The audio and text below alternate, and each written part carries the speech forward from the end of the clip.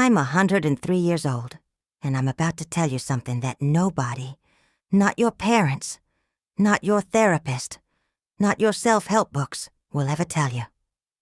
And the reason they won't, because it's too painful, too stark, too real. I've been alive for over a century.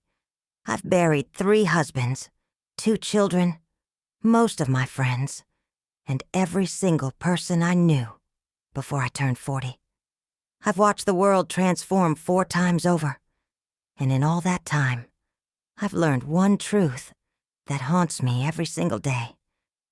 We're all living like we have forever, when we barely have anything at all. But let me tell you when I actually learned this, not at 90, not at 80, at 33 years old. And it took me 70 years to fully understand what that moment was trying to teach me. It was 1955, October 14th. I remember because it was a Friday, and I'd been planning to go dancing that weekend with my husband, Robert. We'd been married 8 years, had 2 little boys, James and William. Robert worked at the steel mill. Good man, steady, the kind who'd kiss my forehead every morning before he left for work and say, "See you tonight, Dorothy." Except that Friday, he didn't come home. There was an accident at the mill. They said it was quick. They said he didn't suffer. But they always say that, don't they? What they didn't say, what nobody tells you, is that when someone dies suddenly, they take all your unsaid words with them. Every "I love you" you didn't say. Every fight you didn't apologize for. Every moment you were too busy or too tired or too angry to just be present. That night, sitting at our kitchen table, I made a promise to myself. I promised I would never waste another day. I promised I would live intentionally, love openly, and never postpone joy again. And you know what? I broke that promise almost immediately. Oh, I thought I was living better. I hugged my boys more. I said, "I love you more often." But then life happens, doesn't it? I remarried, got busy with work. The boys grew up. I told myself I was doing fine, that I'd learned my lesson. But I hadn't. Not really. Because here's what I didn't understand at 33. What took me another 70 years to fully grasp. It's not enough to survive tragedy and tell yourself you've changed. The real lesson isn't that life is short. Every greeting card tells you that. The real lesson is that you will forget. You will slip back into autopilot. You will start believing you have time again. And that forgetting, that slow drift back into complacency, that's the real tragedy. I married again in 1958. Charles, sweet man. We had 42 years together before his heart gave out. And you know, my biggest regret about those 42 years, not the fights we had, not the money troubles or the disagreements. My biggest regret is all the ordinary Tuesday nights I spent doing laundry, instead of sitting with him. All the times I said, "Not now, I'm busy," when he wanted to take a walk. All the moments I treated like they were guaranteed. Because here's what nobody tells you about living to be my age. You don't just lose the people you love. You lose them over and over again in your memory. Every time you think about them, you remember another moment you wasted. Another conversation you were too distracted to fully hear. Another hug you cut short because you had somewhere to be. My son William died in 1987, 45 years old, cancer. I was 65. I remember sitting by his hospital bed holding his hand, and he said to me, "Mom, I'm sorry I didn't call more." And I wanted to scream. I wanted to shake him and say, "Why are we apologizing now?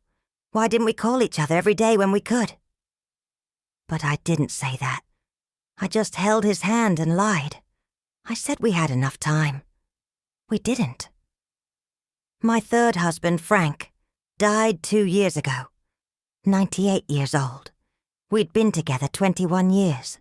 And even after everything I'd learned, everything I'd lost, you know what I still did?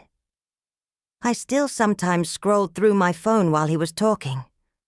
I still sometimes sighed when he told the same story for the 10th time. I still sometimes thought, I'll pay attention tomorrow. There wasn't always a tomorrow. You're young. You're sitting there thinking, this is depressing. Thinking, well, everyone dies eventually. But you're missing the point. The point isn't that everyone dies. The point is that you're acting like you're the exception.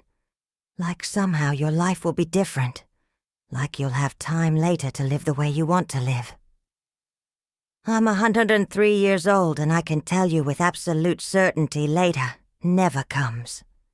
You think you'll travel when you retire. Your knees will be shot by then. You think you'll reconnect with your sister after this busy period at work. That busy period will last 20 years and then she'll be gone. You think you'll start writing that book, learning that language, taking that trip, having that conversation when you have more time, more money, more whatever. You won't. Because here's the cruel joke. You do have time right now. You just don't value it correctly. You trade it for things that don't matter. You spend it on people who drain you. You waste it worrying about things that won't matter in 5 years. And then one day, if you're lucky enough to live as long as I have, you'll look back and realize you had all the time you needed. You just didn't use it. I'm not telling you to quit your job and run off to find yourself. I'm not saying ignore your responsibilities. I'm saying something much harder. I'm saying pay attention right now, today, to what you're actually doing with your one brief, unrepeatable life. Your grandmother? Is she still alive? Call her today.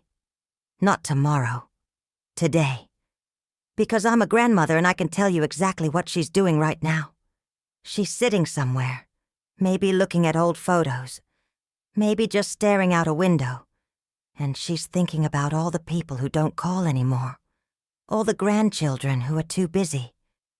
And she's telling herself it's okay, that everyone has their own lives, that she understands.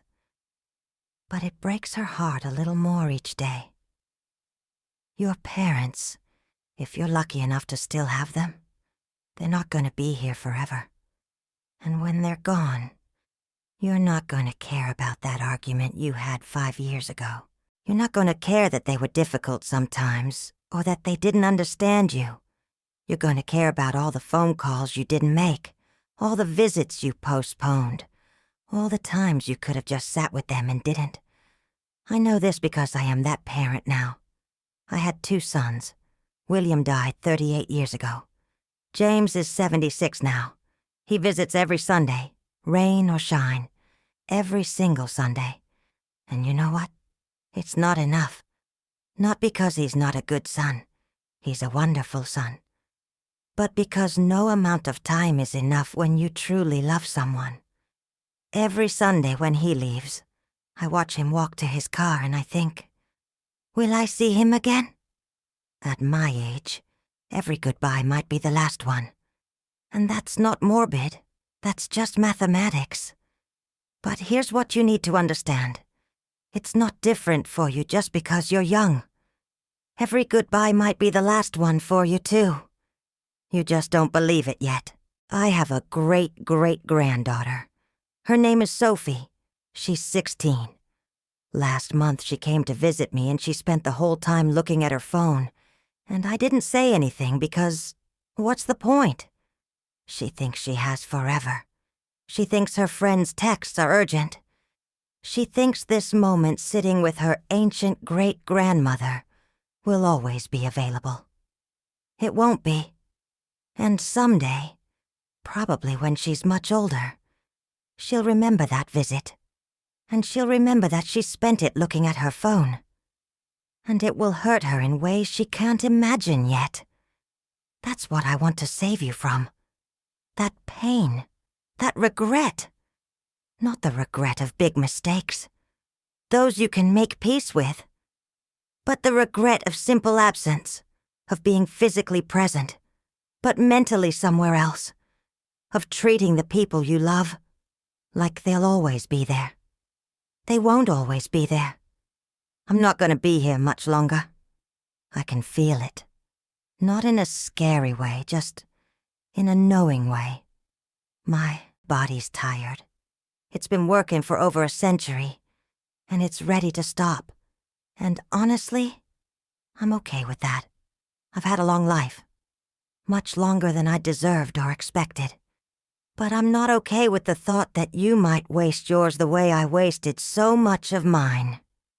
Because here's the truth I learned 70 years too late. The moments that matter aren't the big ones. They're not your wedding day or your graduation or your promotion. Those are wonderful, but they're not what you'll think about at the end. You'll think about Tuesday afternoon, when your dad tried to show you how to fix the sink, and you were patient instead of annoyed. You'll think about that random Saturday morning when you made pancakes with your kids, and nobody was in a hurry.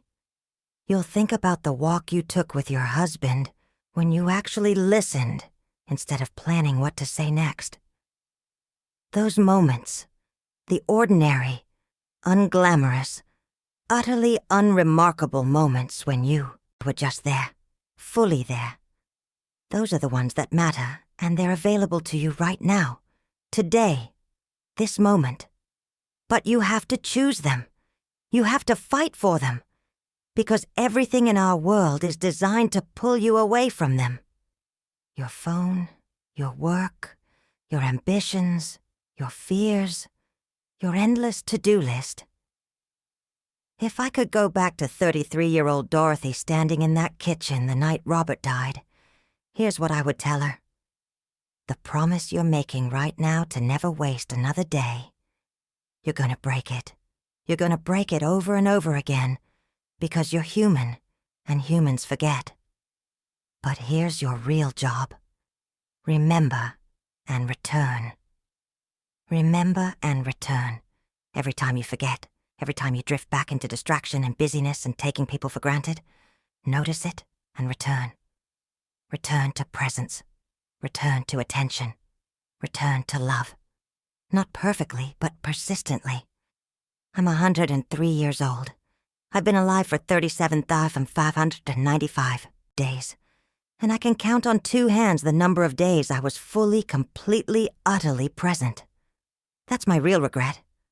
Not that I didn't achieve more or travel more or make more money, but that I sleepwalked through most of my own life. Don't do what I did. Don't wait 70 years to learn this. Don't wait until everyone you love is gone to realize you should have loved them better when they were here. Stop reading this and call someone you love. Stop reading this and go sit with someone in silence. Stop reading this and look, really look at the people in your life while they're still here to be looked at. Because I promise you, with everything I have left, later never comes.